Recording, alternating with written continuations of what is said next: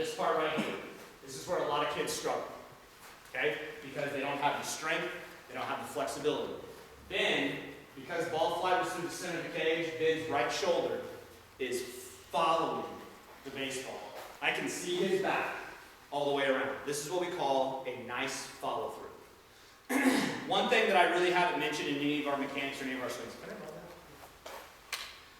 is I have not really said one thing, other than looking at his video and him dropping his hands, I have not said one thing about him taking his hands to the baseball. I have never said, take your hands to the baseball. Take your hands to the baseball. The hands are just a passenger. That's it. Your eyes and your biomechanics, they will, I promise you, they will get the barrel to the ball. And I'm sure we've all heard this. Trust your hands, trust your hands, trust your hands. Well, if you're trusting your hands, then stop thinking about it. Stop telling you, take your hands to the ball, take your hands to the ball. That's not trusting your hands. That's just telling your hands to do something. Like my kids, I don't trust my kids, that's why I tell them to do things. Okay? Trust your hands. Well, if you're really trusting your hands, well, then you're going to go ahead and whip, and your hands are going to take care of everything. I'm not going to hit you, I promise. Okay? You're going to hit me. Hey, just a second, Coach. You can also compare that swing with a swing where he had success. You know, if there, and then you can see what he did on one and the other, and you can put them side by side and watch the swings together. I'm sure you know that. We're going to do that with him. Okay. Let's find. Can you find a couple good strokes for Henry? Or one good stroke and one.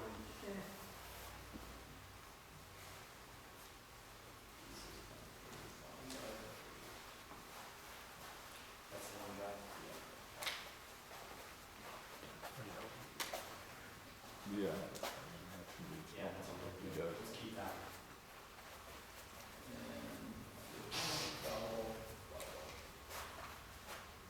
Oh, yeah. Let's do that. This is going to be a little excessive here. All right. So let's go back. Is it sync? Tune them up so they're the same. Okay. I don't know. All right. Here in a second. So here we have Henry. Posture. Oh, you can look up there. Posture. Let me get this back to you. Posture is all the same. So I can go here. How we got to contact. Okay. Now keep in mind the pitch is obviously playing on this a little bit. Okay. But this is just this is what you can do.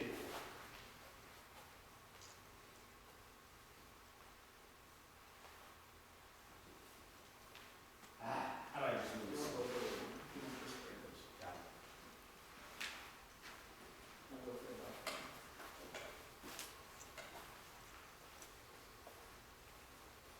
Oh, I just did it. Okay, so we've got contact and we've got contact. Now obviously we're looking at Henry at two different angles. Now keep in mind the pitch has a lot to do with this. If everything was same in terms of pitch location, we could go frame by frame. Can you sync it for me? So now what Matt's done is he synced this for me, and I can go back and forth from each one, back to the one or the other side. Just pick one. Right?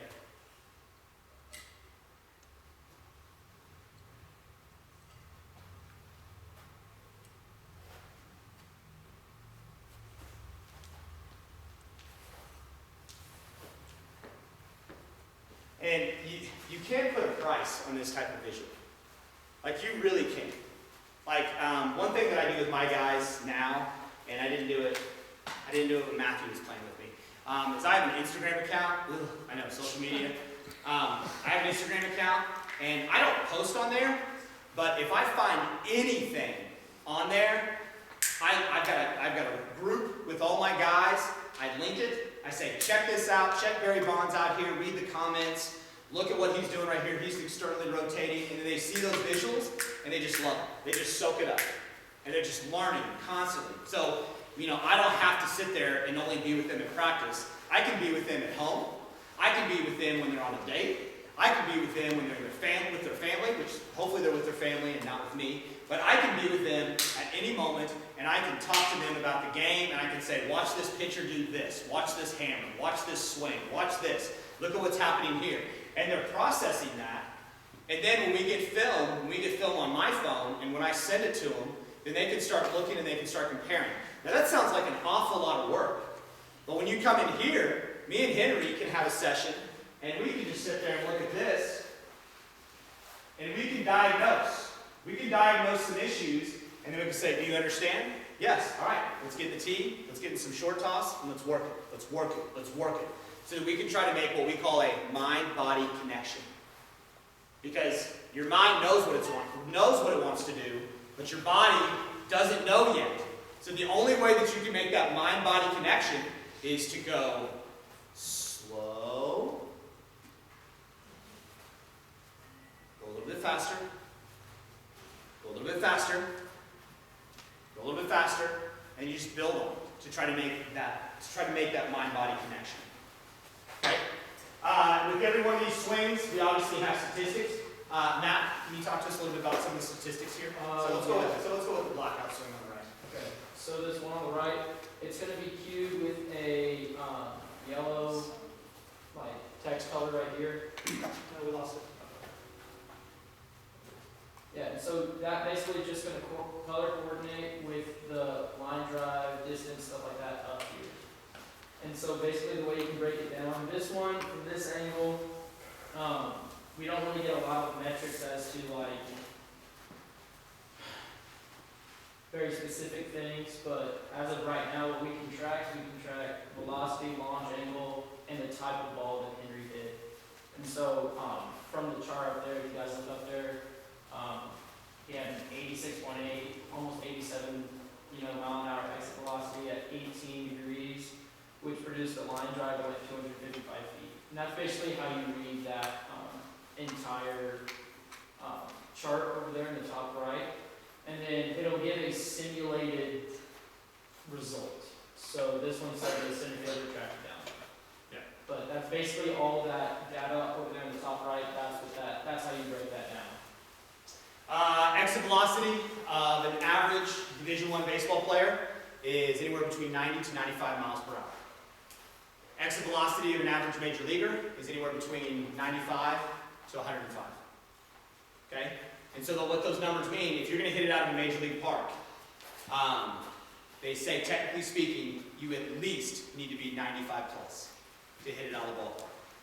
So if you're sitting here now, none of you guys are playing in Fenway right now. Okay?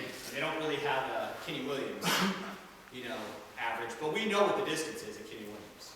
So you know if down the line is 285, or Joel, what is Kenny left field? 300. 300? Okay? So you know what Kenny is at 300. And if I hit a ball 300, and I can look at that statistical data and say, okay, what was my exit? That was 86. That was an 86 exit velocity, and I can put a ball out at Kenny Williams. Well then, when I come in here to train, I'm going to try to train to hit what? Hit 86, or hit 87. And I have that data. Every swing I take, I'm evaluating exit velocity. And I know exactly, with that data, what I potentially should be doing at Kenny Williams, or at Klein Scott, or on Roger Gillespie Field, whatever. The metrics and the data are driving sports today. I mean, everything is data driven. Guys, you look at managers, you look at major league managers today, I'll be honest with you, major league managers do less in baseball than they've ever done in the history of baseball. The lineup is made in the general manager's office. The manager doesn't technically make the lineup anymore. It's the general manager that makes the lineup. Because the general manager, who has about 4 or 5 economists and mathematicians who are crunching data, say, yeah, this is a good player. Like Moneyball has taken over the game. Where do we put our dollars? You guys see that movie, Moneyball? It's an amazing movie. The book is even better. Okay? When Bill James came out with all that statistical data and said, statistically, this is how we should be measuring players, not by this, revolutionized the game, and then all of a sudden that's where you start seeing guys like Johnny Damon, who is a good baseball player, who would have warranted a lot of money for quite a while. All of a sudden, those kind of players, they don't get the money they used to get. Because the metrics don't really put a tremendous amount of value in the things that Johnny Damon can do. So where does the money go? Well, the money goes to people like Chris Davis, who's going to hit about 220. He's also going to hit about 35 home runs. because the metrics support that Major League Baseball should pay that guy whose swing is not great, but he puts the ball in the ball. Okay? So when you're here, you can use data, you can use metrics to help you train your swing. Not to mention the fact, in my opinion, the best part of this whole thing is that, number one, I can see ball flight when I swing a bat. And I can judge ball flight and say, that was nice, that was good. And I can come over here, and I can find that ball flight, I can find that blackout swing, and I can just look at that swing over and over and over again. Okay? If you're not filming your players, you need to be filming your players. And when you film your players, there's an app that you can download. It's called Memento. And what Memento will do is it will take your film and it'll put it into a is it GIF or GIF, kids? Yeah. It's a GIF? Is it? You call it GIF? All right, we'll just say GIF. Okay? You can put it into a GIF. You can create your own GIF with your player and what they're doing. And then, like I've done this to Joel, I sent it to Joel and Oliver. He's one of my pitching kids. And Oliver could sit there and I found his rep and say, this is a really good rep. And Oliver just needs to watch this rep over and over and over again. And Oliver, he's got it on Dad's phone, he's got it in Dad's email, and they're just sitting there watching it over and over and over again.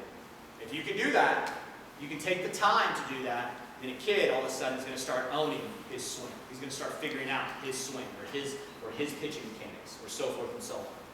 Okay? That's all I have. Thank you so much for coming out. I'm sure some of you wanted to swing the bat a little bit. I'm sorry you didn't get to swing the bat, but this is more or less to try to teach some things than it was to actually do some things. Any questions? What was the name of that app? Memento. Memento. Any other questions? And I would say too, Coach, with the HitTrax app, with the HitTrax, what they're looking at right now, you can email that to your players as well. So Matt, all Matt would have to do is hit the button, email on the bottom, and put in an email there, and the player will have that film. So that's a good way through the HitTrax as well. Thank you. Yep. Any questions? Thank you so much for coming out. If you're interested in pitching, I will be talking about the biomechanics of pitching tomorrow from 2 to 3. And I'll give you some drills that you can do, that you can take with your kids and really start to clean them up. What'd you say, Ben? Those drills have cleaned you up quite a bit? Yeah, he loves them. He's eating them up.